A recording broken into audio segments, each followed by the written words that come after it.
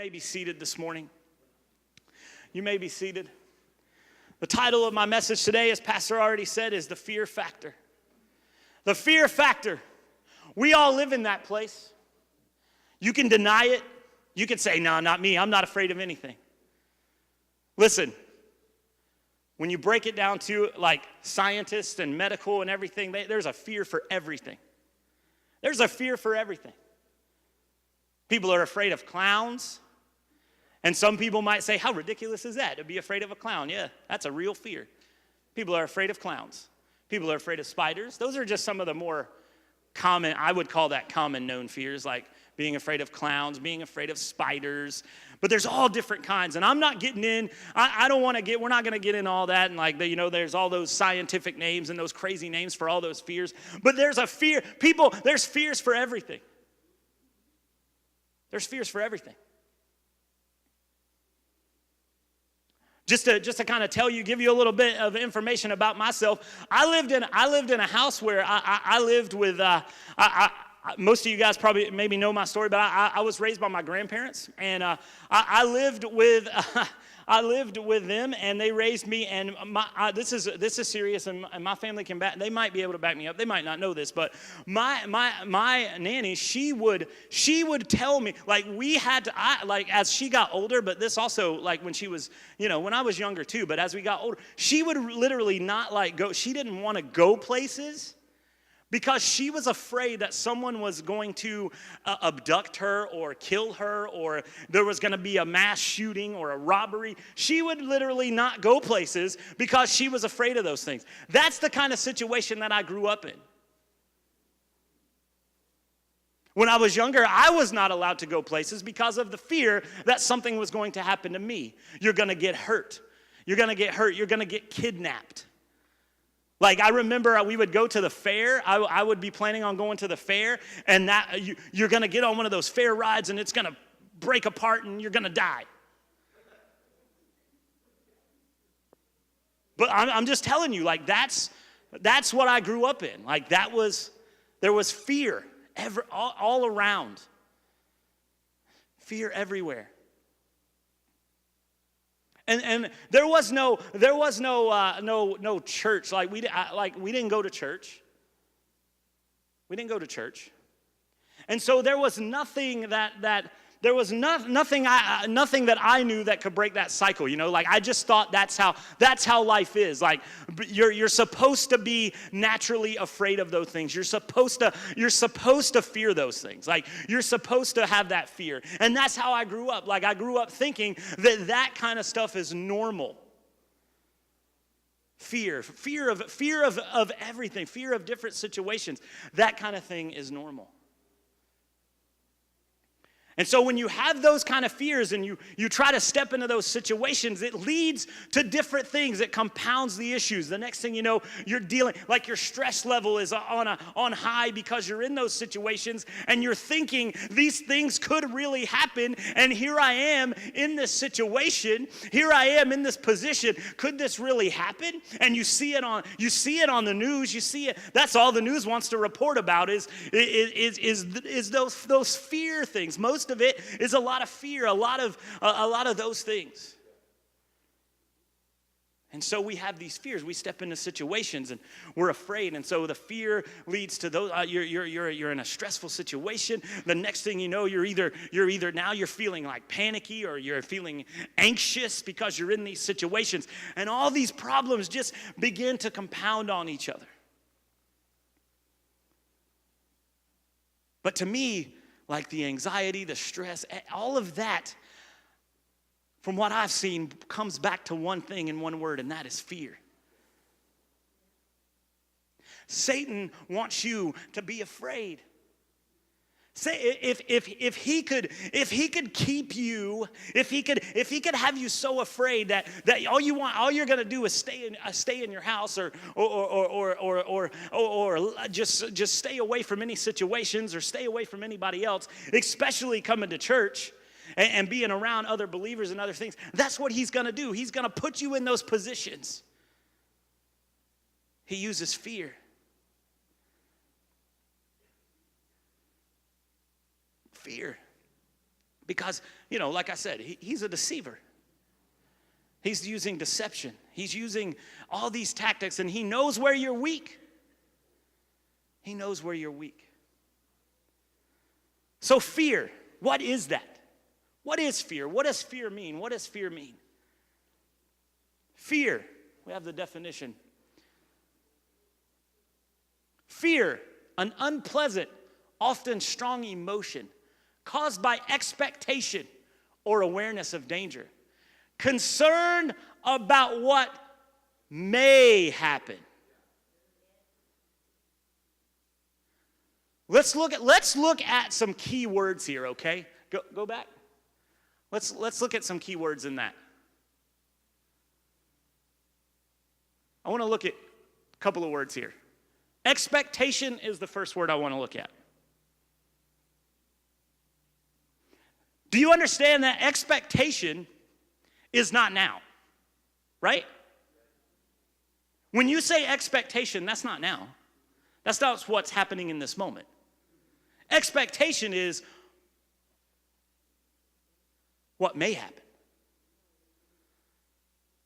See, like I come to church expecting God to do something amazing. That's in the future. That's not what's happening right now. Caused by expectation or awareness of danger. Expectation. The next thing is that last sentence about what may happen. Do we understand? Listen, the Bible speaks directly against what this is saying. The Bible speaks directly against this definition. The Bible tells us that we should not worry about, we cannot have fear about what may happen. We have to live our lives we have to live our lives in such a way where, hey, we're not concerned about tomorrow.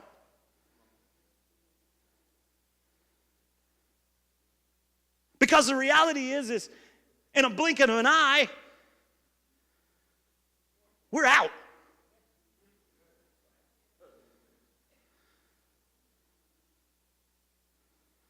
But see, Satan doesn't want you to live your life that way. Can you imagine the peace and the freedom you would have if everyone lived their lives in a way where we're not concerned about tomorrow? We're not concerned about the next minute.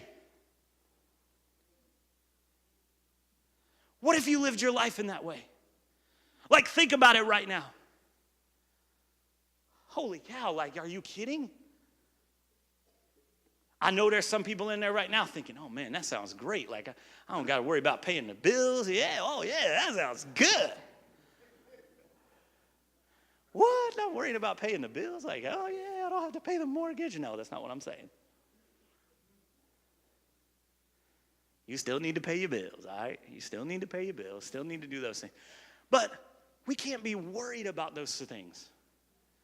We can't be sitting at home dwelling on what may happen or be expecting. Because look, here's the reality. Reality is most of us, we're not going to sit around the house. If we're sitting around and we're thinking about expectation and what may happen, we're not thinking probably like good things that are going to happen. What we're sitting around expecting to happen and what may happen are bad things.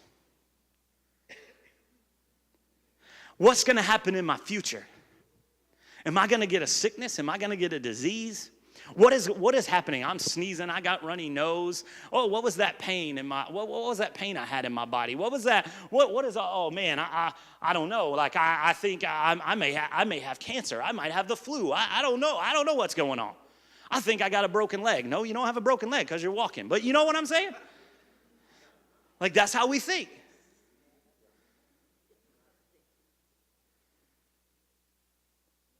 We're not thinking We more than likely are not thinking the good things. We're dwelling on the bad things. And just to put that into what that looks like is, when we're living that kind of life, let me assure you that Satan is sitting back and he's like, yes, right where I want them. Right where I want them. Because what's going to happen is we're going to continue to think those thoughts, and it's going to begin to compile. You know what happens next? Next thing is you seclude yourself. You're not around the people that you're normally around. You start missing church a little bit. You're not coming to church. For some people, it gets so bad, like, oh, I gotta take a leave of absence from work. I can't come to work. It's a downward spiral. It's a downward spiral. And see, we turn on the news or we read in the papers or we see on the internet, we see there are people every day. There are people every day. We read it. Look, it's reality. People are taking their own lives. People are taking their own lives because of this right here. And we try to rationalize that. Surely, oh man, like why couldn't that person get help? Like why couldn't that person? Couldn't somebody have saved that person? Couldn't somebody have done something? Sure.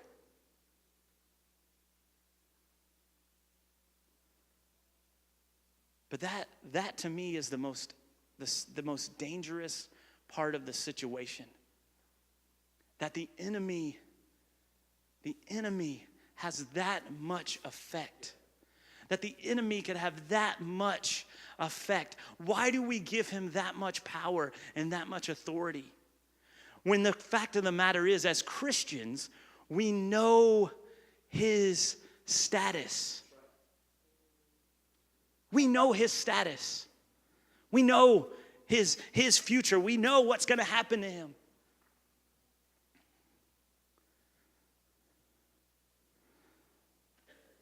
There's an article by Adam Hamilton on March 21st, 2018. It's called "Fear is Gripping More People in the Church." And they did a survey.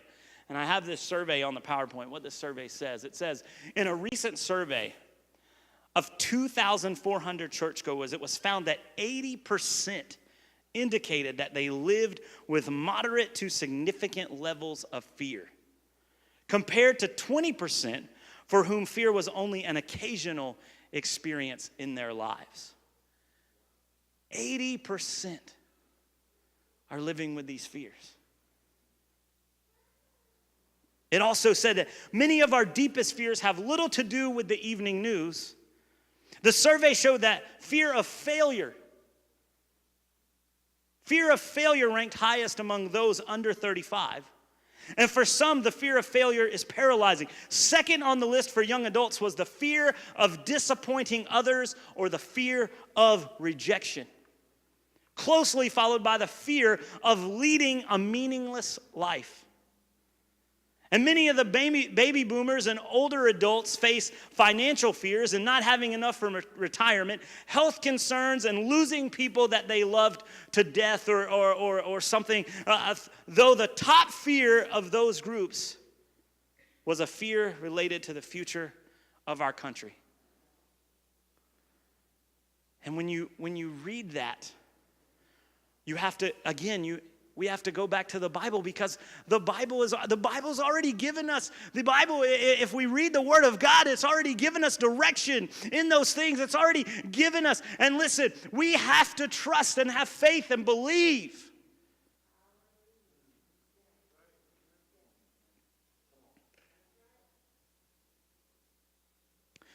The man in the Bible said, "I believe, but help my unbelief."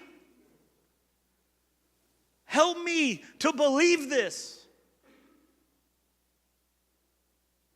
I pray that prayer every day.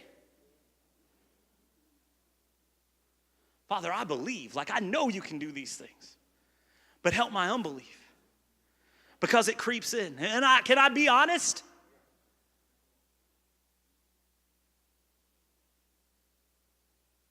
I believe, I know God can do these things.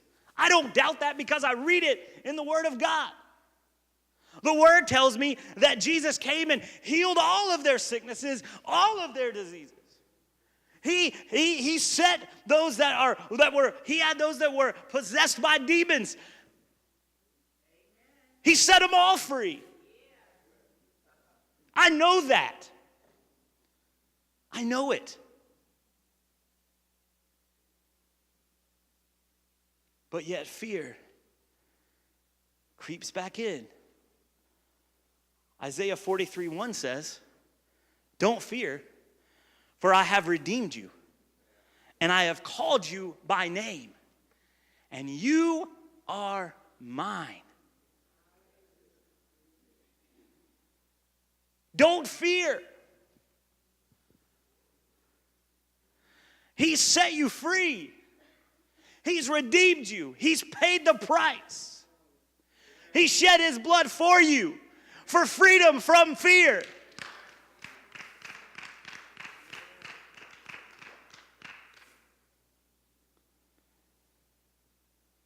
Listen, God actually commands us. He commands us not to fear or worry.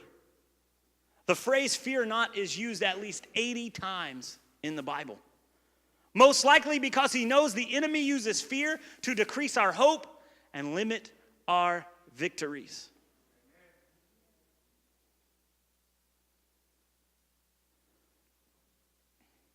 There's been dreams and there's been visions.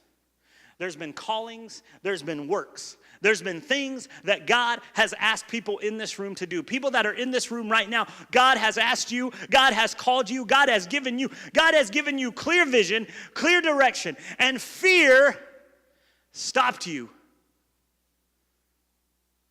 Fear has stopped you from doing what God has called you to do. Fear has kept you sitting in the seat. Uh-oh.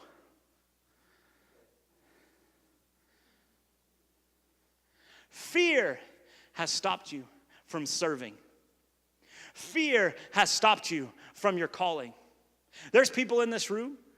I'm not saying you've been called to pastor, but you've been called to preach. You've been called. There's a calling on your life. Fear has stopped you. Fear has stopped you. Paralyzed you right where you are. The Bible says, do not fear. God commands us not to fear. But you sit on the sidelines. You stay comfortable because fear has put you in that position. Now, some of us are already making excuses. We don't need to do that. I'm not asking for excuses. I've made a million of those.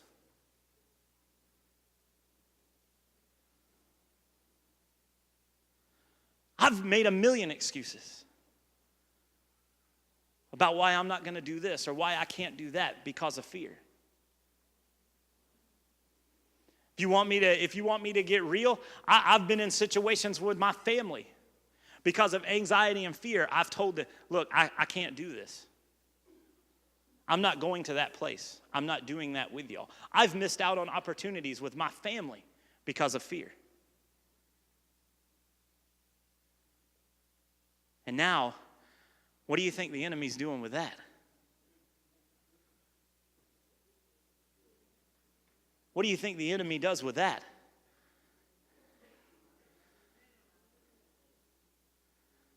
What did you say? What was that word? Condemnation.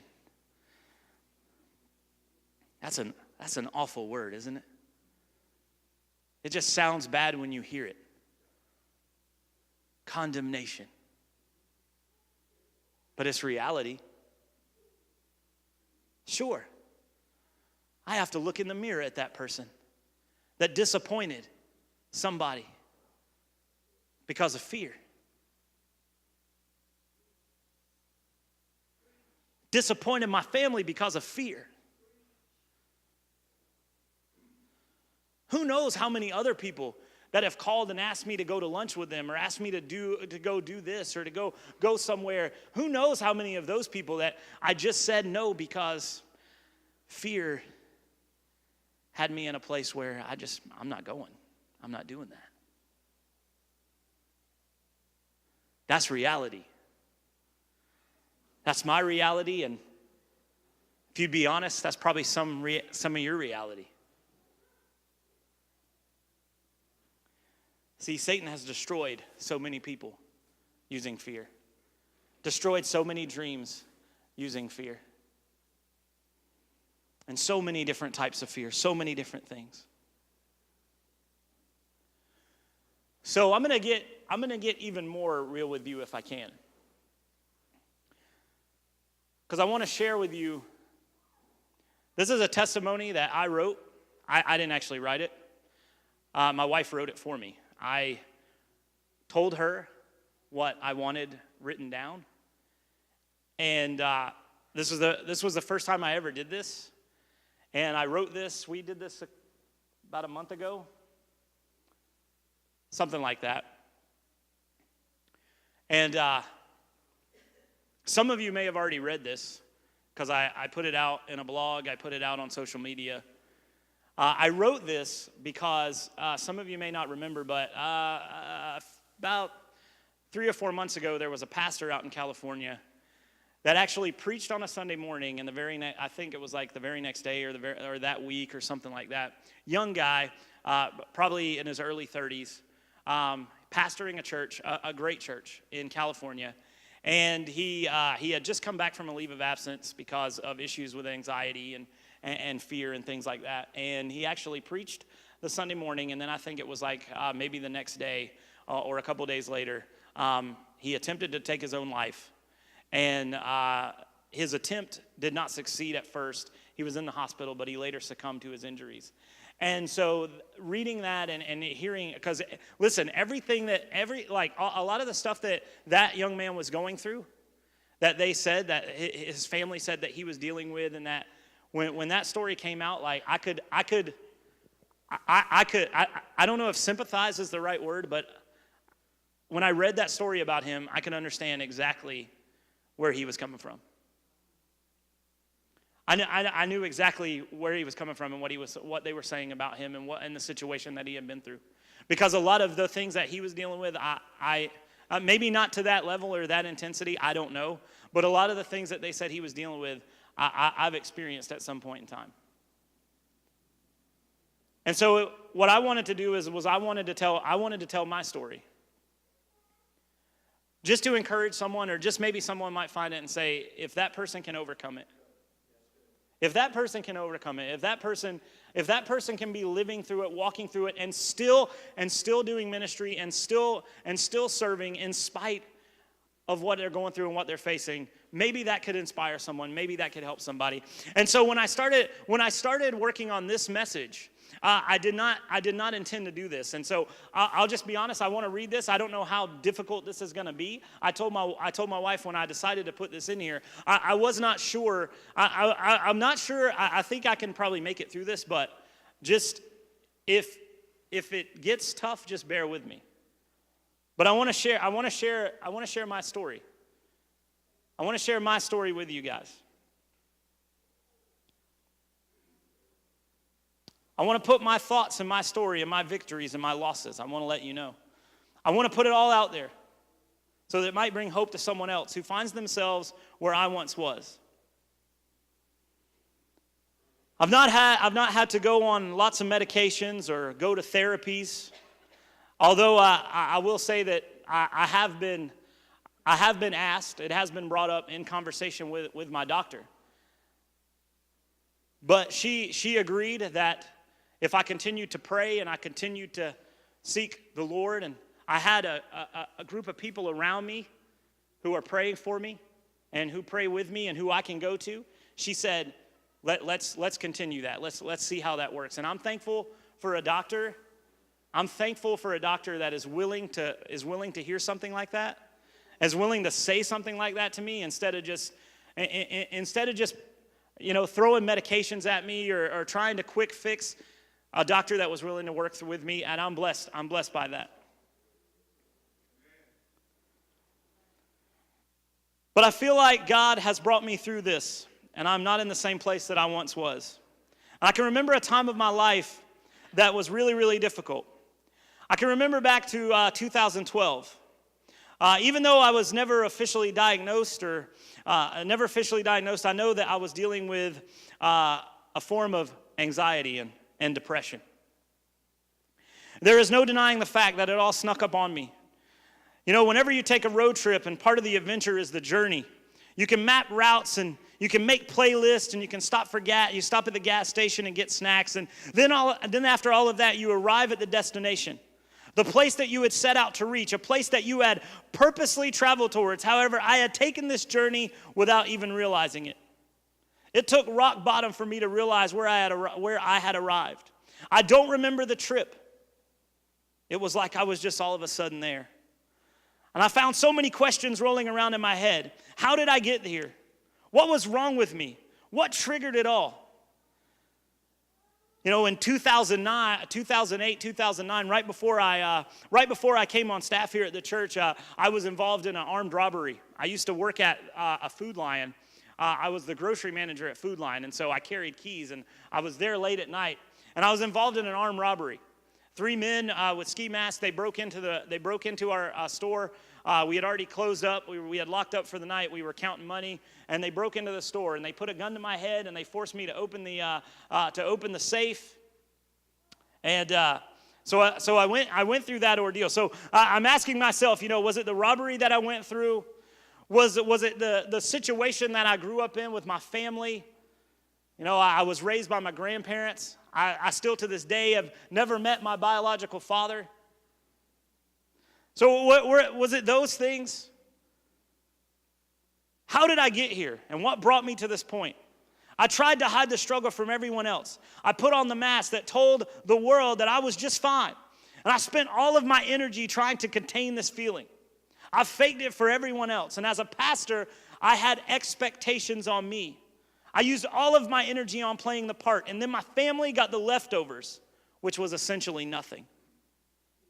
I could not let people at church or the youth group see that part of me. It would make me look broken and messed up. How can you help people when you are that way? However, I'm just a person as well. And there are so many other people that are dealing with these same issues. And I don't want to minimize that very real struggle that involves. But I physically felt numb to everything. I came home from the office, and I didn't want to I didn't want to talk to my family. I just wanted to hide. I didn't want to be bothered. I didn't want anyone depending on me. Our children at the time, back at that time, were around the ages of 4 and 9. And my wife and Julie was still working nights at that point, and that left me alone with my thoughts for hours at a time. I would be so exhausted from keeping up the pastor image that I would come home and have absolutely nothing left to give my family. I would walk in the door and walk right past them. I would go to our room, I would shut the door, I would get in bed. I wasn't eating dinner with my family or spending time with my kids.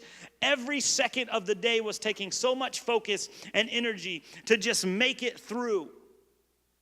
I was living my life mentally, physically, and emotionally exhausted all the time. And after my wife would leave for work, my kids were becoming used to me parenting from the bedroom. I remember at the time, Allie she's homeschooled now, but at the time she was still she was going to a private school here in the area. And I remember driving Allie to school, and after dropping her off, having to pull over to cry and asking God, what was wrong with me? Like, why was I so miserable at the time? Every day was absolutely awful.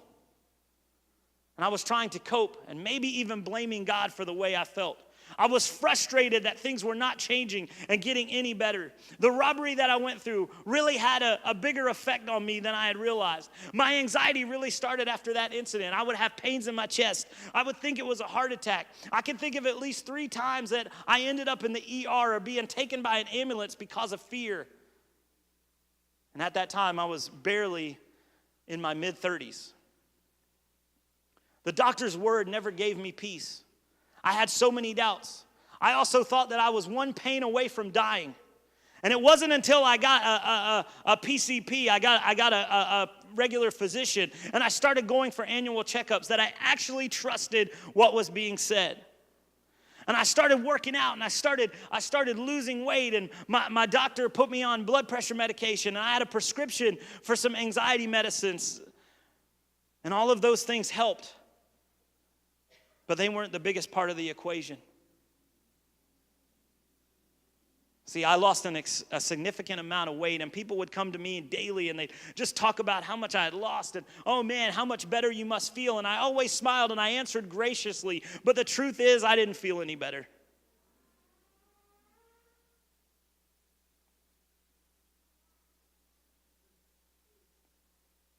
I didn't feel any better.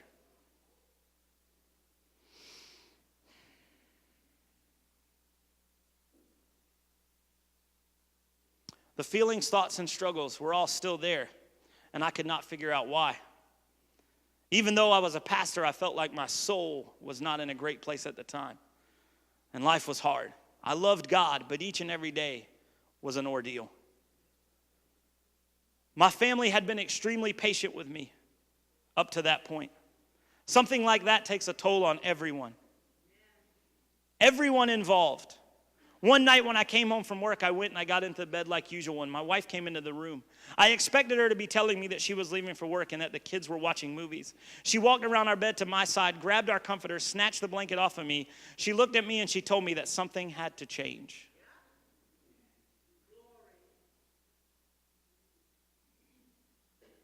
She said that she had tried to allow me the space to work through this and be there for me, but this had been too long. She said that this spiritual attack needed to be faced so that we could move past it. And that was my wake-up call. I had never looked at it.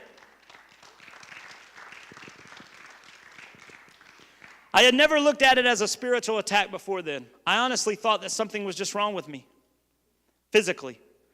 But spiritually, it was an attack. It is so important not to downplay the spiritual side of the battle. Coming to terms with the aspect of spiritual battles, identifying that, and calling it what it is was a game changer for me. I remember going to work out one morning at the gym here at our church. I pulled in the parking lot to go work out, but God had other plans. He kept telling me that I needed to go into the prayer. It was Tuesday morning. He kept telling me I needed to go to prayer. I was late. They started at like 7. I got here at like 8. It was late, and I didn't want to go. And I argued with God. Don't argue with God. I argued with God. And finally, I answered with a fine, God, I'll go. I walked in and didn't say anything to the people that were praying. They were almost done. They were wrapping up, and they were right up here in a circle. And I came and stood in the middle of their circle. And they assured me that I had come there for a reason and that I needed prayer. I didn't have to say a word. That day, I remember, I bawled my eyes out before God. Everything didn't change overnight. The struggle was still very real and ongoing, but my spirit shifted. I started to go to the prayer meetings twice a week. I was still working out, and I was also using the time that I was working out to pray and listen to God. I brought my kids to prayer. They would sit right out in the foyer. And my direction shifted. There was more focus on him and less on me. There was more focus on him and less on me and the why and the physical feelings. The greatest help was, without a doubt, the spiritual aspect of it all. See, it has been a process. I have learned to seek God more. My desperation for peace and for him my desperation for peace and for him made not doing the impossible possible.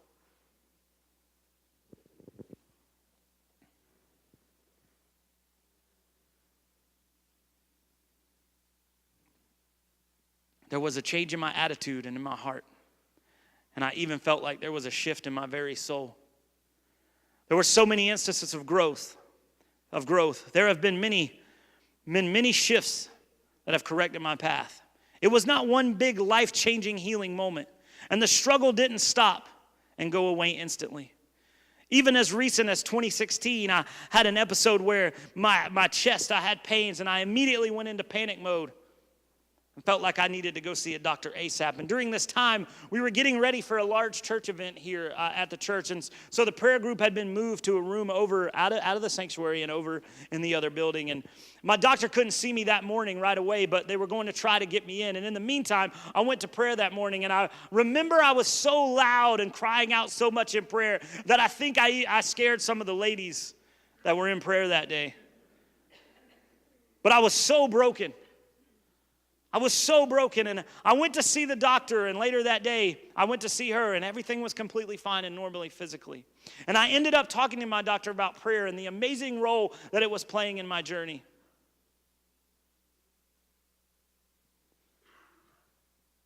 And something else that helped me tremendously was being able to actually talk about my struggles. To be able to talk about my issues with people that had been there and been through those things. And there's a freedom when you can give what you're going through a voice and find that there are other people that are walking the same road that you were on. It made a big difference when a friend of mine and Julie, she started sharing her struggles and the similar things that she went through. It is important to talk about what you're going through. Talk with your spouse. Talk with trusted friends. You do not necessarily need people trying to fix you. You need people that will listen and pray for you and walk with you through painful seasons. Don't be ashamed if you need to go talk to someone on a professional level. Go.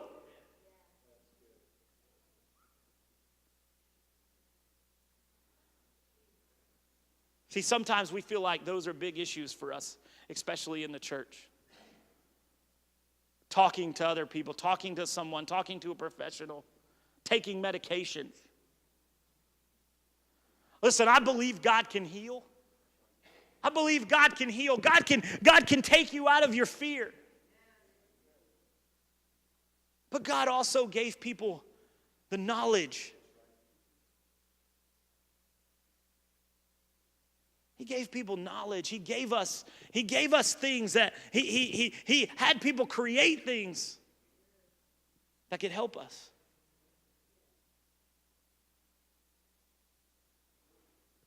Pray. Pray, be smart about those things. But we can't live in fear. This whole story, this whole thing, this was all fear. I was so consumed by it. I was so consumed by fear that it took me to a place where it almost destroyed me. See, just reading the story doesn't do it justice. I remember moments when I was driving in my car. And like I talked about, where I dropped Allie off at school, I remember moments coming back from those situations where the thoughts would come into my mind about, hey, what if you just crashed this car into a tree?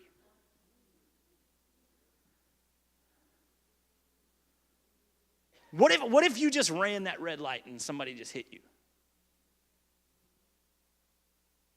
See, we don't want to talk about stuff like that. But that's reality.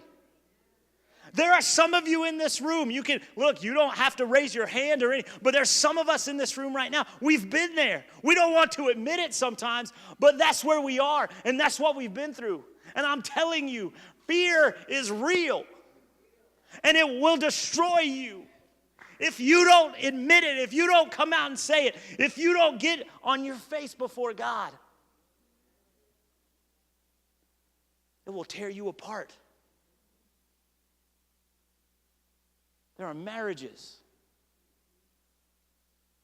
fear, and anxiety, and those things have ripped them apart.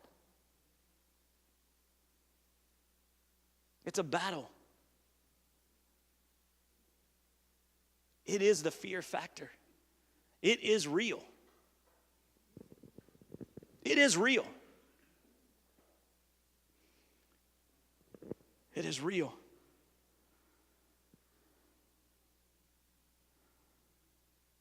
See, life now is exponentially better. It's never going to be perfect. Let me stop right there, because that's another thing I think that a lot of us, that's a thing that a lot of us try to seek.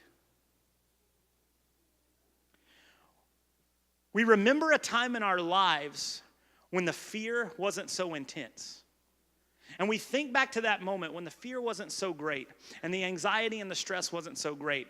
And we put that in our mind. Satan makes us think in our mind that was when we were okay. And so when we're going through struggles and when we're going through issues and when we're dealing with things, we think to ourselves, if I could just get back to the way I felt at that time in my life. If I could get back to that point, then things would be good. That's when things will be better. And so we tell ourselves that we have to get to that point. And so anything that does not measure up to that is a bad day.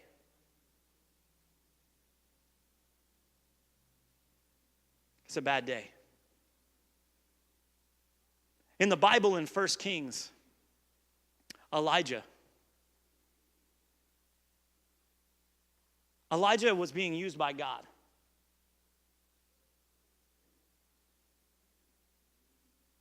Elijah raised a man from the dead. Elijah went to the house of this lady whose sons had died. He got there, and he wanted something to eat, and she was like, I don't have enough. And Elijah said, yeah, you do. Go ahead. Go back there, whip something up. Watch. I guarantee you got enough.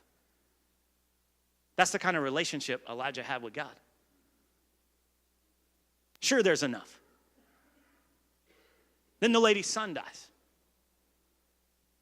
Elijah takes him up into a room and raises him from the dead.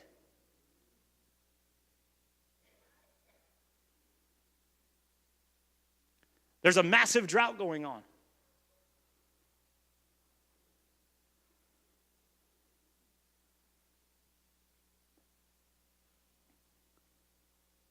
God is using Elijah in these moments.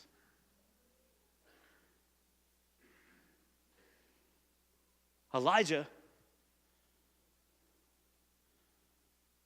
steps out in authority. Man, he's mocking the devil. He's so confident. Soak this altar. I guarantee you my God is going to show up. I guarantee you my God's going to show up. And so the other guys came out and they're calling on Baal. Nothing happens. Could you imagine being on that scene? Can you imagine being in that moment? You want to talk about like a run around the church moment? That's one of those moments right there. Like you better, there's some shouting going on. Like if you got some T.D. Jakes music, that's the time to play it, because there's going to be some, get ready. There's going to be some of that going on. It's going to be good.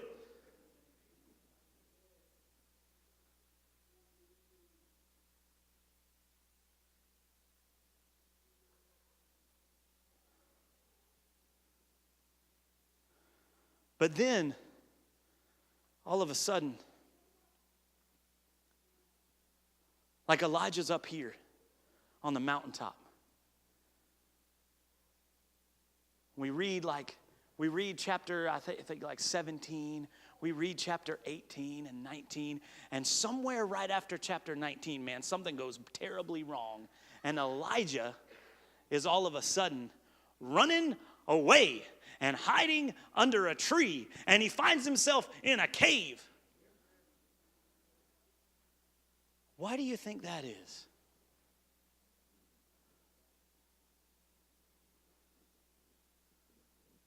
because of fear.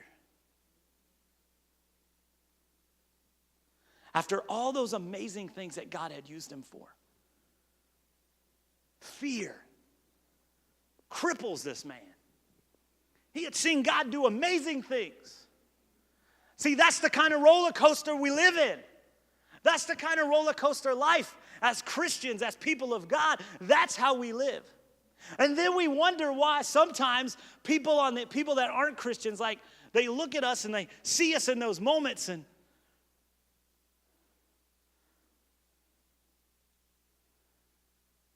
they're asking us why we're broken. See, those are good moments to witness to people. In your brokenness is a good moment to witness to people. Because the truth is like I said, you're never going to find that perfect place. Really, it's an eye-opener for Elijah. It's an eye-opener for us to see that he can go from that place in his life to end up hiding and running away. That's reality. That's real. There's a lot of us in here that we love the Lord and we serve him and we do whatever we can, but there's that one thing. There's that one thing that can put us back in that place, that can send us back to the cave and have us hiding. But you know what's so amazing about that story is that even when he ran and even when he was hiding, God provided for him. God fed him. God nourished him.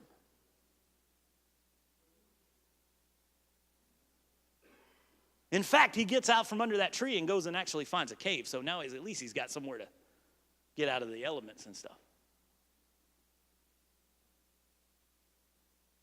God still provided for him. See, when you're trapped in that fear, when you're in the middle of that anxiety and you're in the middle of that battle and whatever your fight is, isn't it great to know that God is still with you? God still cares. God still provides. See, it's time to stop living in fear of the devil, and it's time to trust God.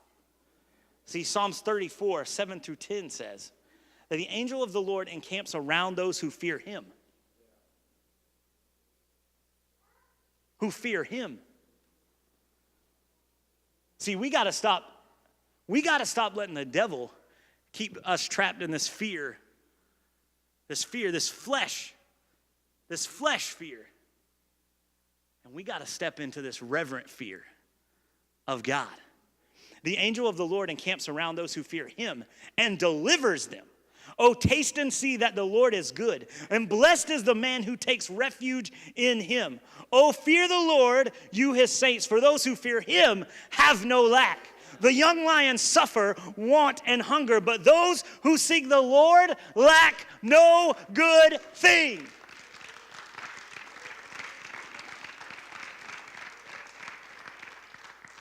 You see, in between the battle of the flesh and the spirit, there's an area. And for many of us, that is filled with fear. It's filled with fear. But for most of us, it's not the fear of the Lord. It's the fear of this world and this fear of what's going to happen. See, we gotta start living in the spirit. We got to come out of that flesh, live in the spirit, and we got to begin to fear the Lord. We got to begin to be in that reverent fear of God. And how great and good he is. In spite of our circumstances, in spite of our situations, because life will never be perfect.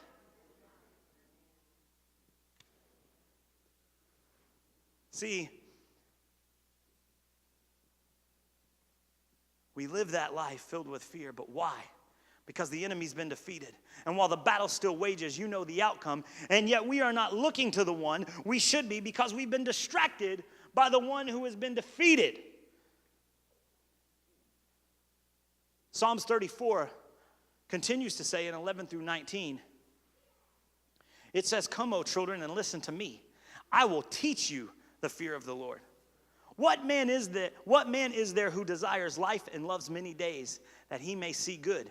Keep your tongue from evil and your lips from speaking deceit. Turn away from evil and do good. Seek peace and pursue it. The eyes of the Lord are toward the righteous, and his ears. The face of the Lord is against those who do evil, to cut off the memory of them from the earth. When the righteous cry for help, the Lord hears and delivers them out of all their troubles. The Lord is near to the brokenhearted and saves the crushed in spirit. Many are the afflictions of the righteous, but the Lord delivers him out of them.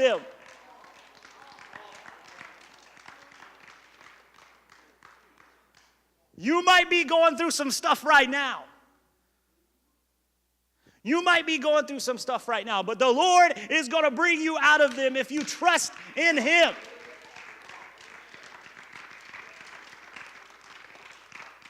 Continuing to live in fear will kill you. It will kill you. It will destroy you. You want me to prove it? I'll prove it.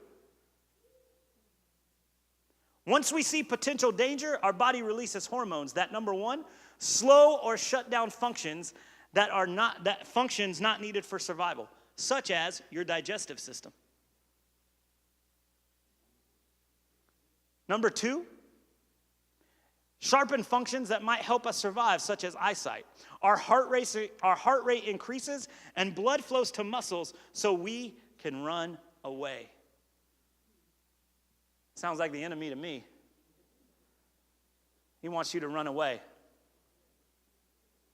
He wants you to run away.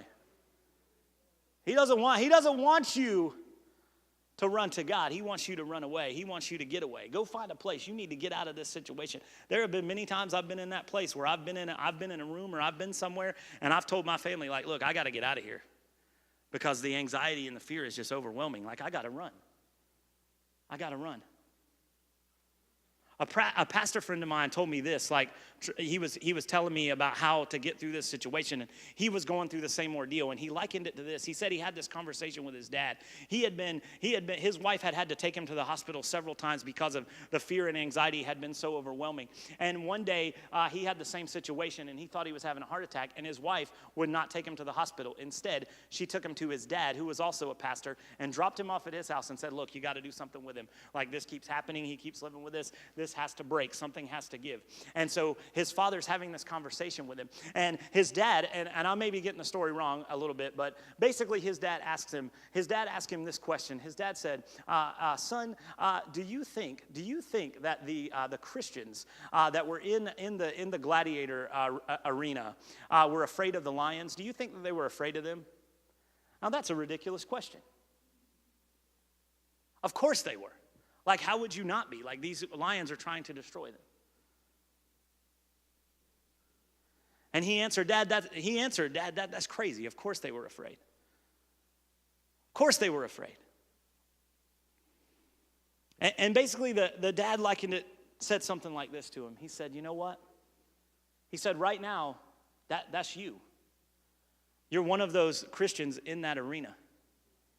And those lions are coming after you, and you hear the roar, and they're roaring loud, and they're chasing you, and they're coming after you. And you're running away from it. But what you have to learn how to do is you have to learn how to turn and face that roar. You have to learn to turn and face those lions. That's the only way you're going to overcome this, son. That's the only way you're going to come through this. You have to turn and face that enemy. You have to turn and face that fear. You have to turn and look it directly in its eye. You have to stop looking for that perfect place because you're not going to find it. At least physically, flesh. You're not going to find that place. You're not going to find it. But you have to turn and face those lions. You have to turn and face them. See, the enemy just wants you to die. And if you continue to let fear in, you surely will. Because John 10:10 tells us, the thief comes only to steal, kill, and destroy. But I came that they may have life and have it abundantly. See, Our body also increases the flow of hormones to an area of the brain known as, I'm probably going to totally destroy this word, but Megan might be able to help me with this. Amygdala? What is it? Amygdala. I was close. The amygdala to help us focus on the presenting danger and store it, listen, store it in our memory. I don't know about you, but I don't want to have like a download file of fear. I don't want that. Helps us store it in our memory. See, Jesus, help us to forget. Help us to forget the fear that the enemy has tried to put in our minds. Help us to forget that. I want that out. I want that gone. The impacts of chronic fear. Number one, our physical health. Fear weakens our immune system. Fear weakens our immune system. You can't fight diseases. You can't fight sickness. You live in fear, you be chronically sick because it weakens your immune system. It can cause cardiovascular damage, gastrointestinal problems such as ulcers and irritable bowel syndrome, decreased fertility. See, the enemy's trying to kill us any way he can. It can lead to accelerated aging and premature death. Number two, memory. Fear can impair formation of long-term memories and cause damage to certain parts of the brain, such as the hippocampus. This can make it even more difficult to regulate fear and can leave a person anxious most of the time. To someone in chronic fear, the world looks scary and their memories confirm it. They've downloaded that fear. Brain processing and reactivity. Fear can interrupt process in our brains that allows us to regulate emotions, read nonverbal cues and other information presented to us, reflect before acting, and act ethically. We can't do these things. This impacts our thinking and decision-making in negative ways, leaving us susceptible to intense emotions and impulsive reactions. And all of these effects can leave us unable to act appropriately. And then our mental health. Other consequences of long-term fear include fatigue, clinical depression, and PTSD. So I ask you, do you think the enemy does not want to destroy you through fear and through anxiety?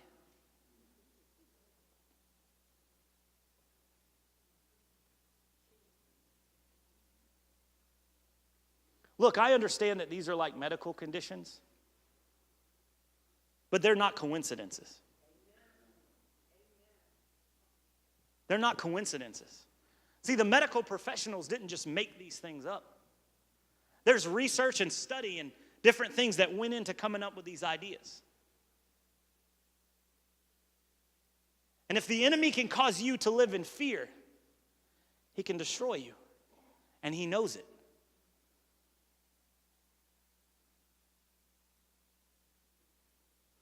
He can destroy you. You guys can come, worship team. He can destroy you with the fear.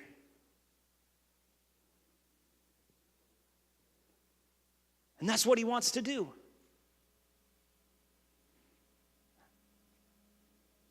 Now, here's the thing. It's time for some of us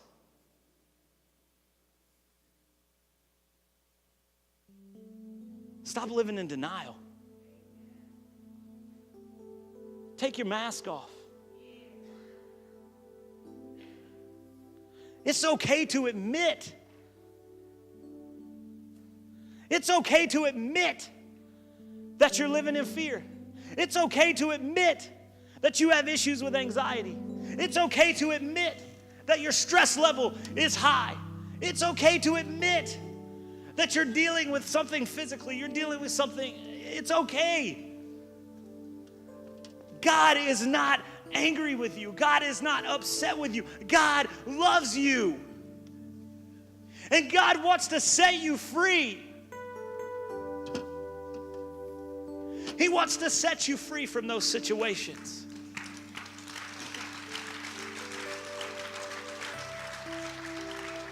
He does not want you. He does not want you to be a slave any longer to fear. He wants you to be free. You didn't hear me. I said he wants you to be free. Say it with me. He wants you to be free. Free. He wants you to be free. That's right, Austin. He wants you to be free.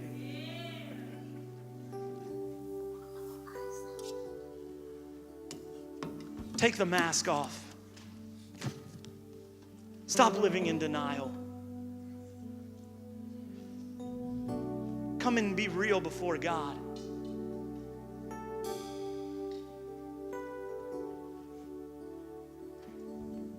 Because he already knows what you're going through. He already knows what's happening.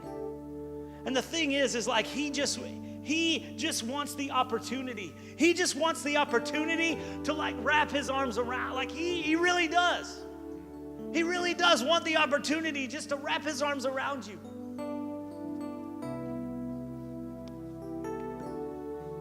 What else would a good father want to do? A good father wants to love. A good father wants to take care of his family. He wants to be there for those that he loves. A good father wants to hold the hand, wants to hug, wants to be there for that person. That's what a good father wants to do. And he wants to do that for you today. He wants to do that for us today. I want everyone to stand to their feet. See, Billy Graham said this. He said this in 1965. Billy Graham said this. Historians will probably call our era the age of anxiety. Anxiety is the natural result when our hopes are centered in anything short of God and his will for us.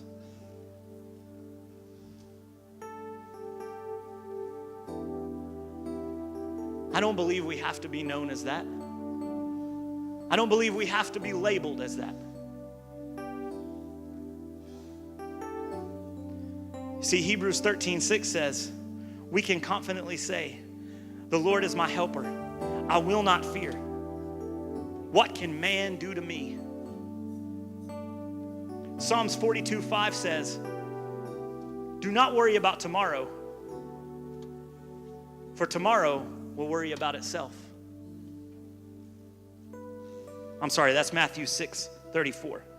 Psalms 42:5 says, why are you downcast, O my soul?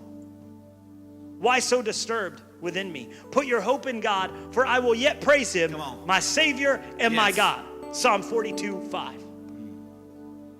2 Corinthians 4:8-9 says, we are afflicted in every way, but we are not crushed. We are afflicted in every way, but not crushed. You got a lot of stuff going on in your life, but you are not done. You are not finished. It is not over. You are not defeated. There is still hope. You got the ability to breathe air and breathe oxygen. Your heart's still beating, your blood's still pumping. You are not crushed. It does not matter what you are going through, what you are facing. You are not crushed. You are not defeated. You are not crushed, perplexed, but not driven to despair, persecuted, but not forsaken, struck down, but you are not destroyed. You are not destroyed.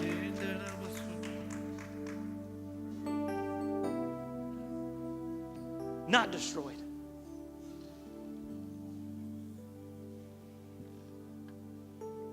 I'm telling you, there is victory. There is victory in Jesus. There is freedom in Jesus. There is healing in Jesus. And in Revelation 21:4 it says, he will wipe away every tear from their eyes, and death shall be no more. Neither shall there be mourning, nor crying, nor pain anymore, for the former things have passed away.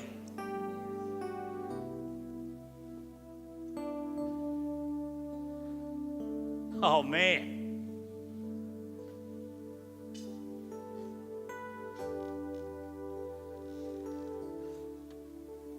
Can we live that life here on earth? Yes, we can. Yes, we can.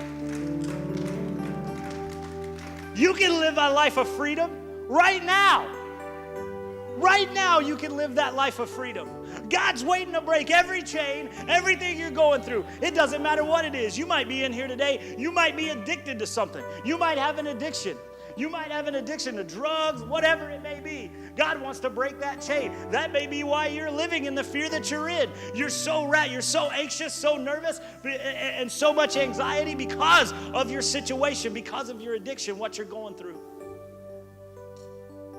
It's time to be set free. Come on, amen. It's time to be set free. No longer slaves. No longer slaves. Every tear wiped away. Death shall be no more. See, when we have that relationship with Jesus, we don't have to fear death.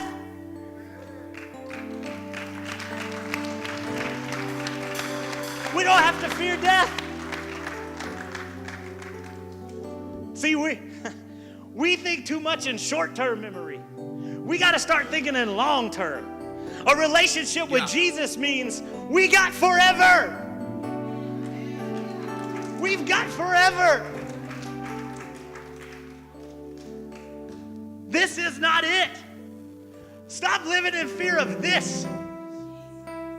Because this is temporary. Woo. This is temporary. We've got a permanent home that's been prepared for you and me. And whenever God chooses, whenever my time is up,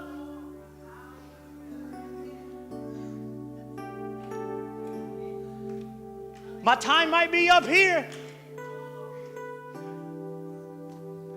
but I've got more time. So why do we fear death? Why do we fear those things?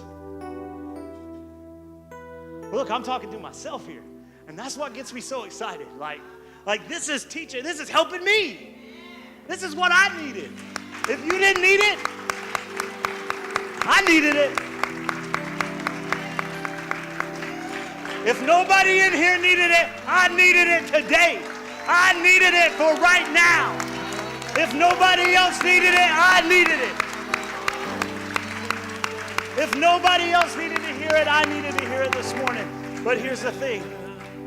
I believe that there's others in here that needed to hear it today. I believe there's others that needed to hear it, and I believe that there are some of us in here. Look, I know sometimes we feel like, well, why do I need to come to the altar? Why do I need to come down there? Look, you need to come if it's just simply to say, I surrender. Like, God, I need you. I need you. Like, I'm going through situations. Look, I just need to come just to get, just as a sign, just as a point of contact. Like, I need to get to the altars. Like, listen, I believe that there are some people in here that need to get here as fast as you can't get here fast enough. You can't get here fast enough. Fear and anxiety and depression and all those things have you so trapped.